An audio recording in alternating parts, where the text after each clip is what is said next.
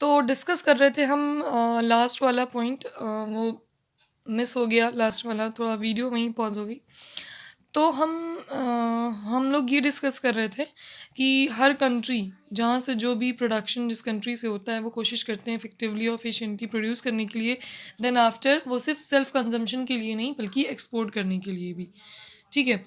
तो हर कंट्रीज़ में जहाँ जिस चीज़ का प्रोडक्शन ज़्यादा है और उसका उस कंट्री में प्राइस कम है और दूसरी कंट्री में प्राइस ज़्यादा है, तो वो क्या करेंगे, एक्सपोर्ट कर देंगे और दूसरी कंट्री उसको इंपोर्ट कर लेगी। तो ये सारे रीजंस हैं हमारे एक्सटर्नल ट्रेड या इंटरनेशनल बिजनेस करने के।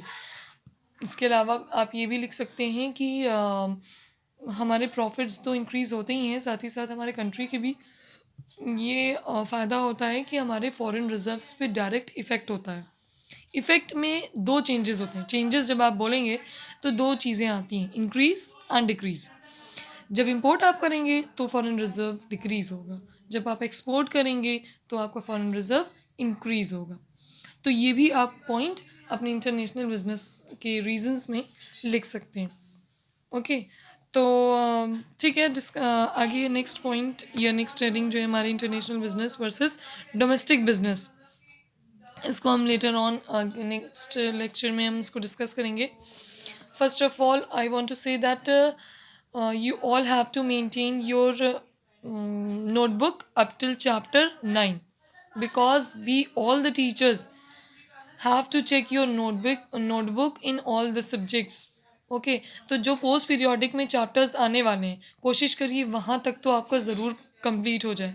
जैसे बिजनेस में मैंने आपको कोर्स बताया 7 और 8 चैप्टर, तो कोशिश करिए कम से कम 8 चैप्टर तक जो रेगुलर क्लास कर रहे हैं उनका तो हो गया होगा 9 चैप्टर तक श्योरली। लेकिन जो अभी बीच में जिन्होंने ज्वाइन किया है या जिसका भी नोट किसी भी वजह से नहीं हो पा रहा है, तो 8 चैप्टर तक आप कम से कम कंप्लीट कर लीजिए। किसी भी सब्जेक्ट का जहाँ तक पोस्ट पीरियोडिक आ रहा है वहाँ तक सारे स्टूडेंट्स का, सारे सब्जेक्ट के हम बात कर रहे हैं, कंप्लीट होना ही चाहिए। ठीक है।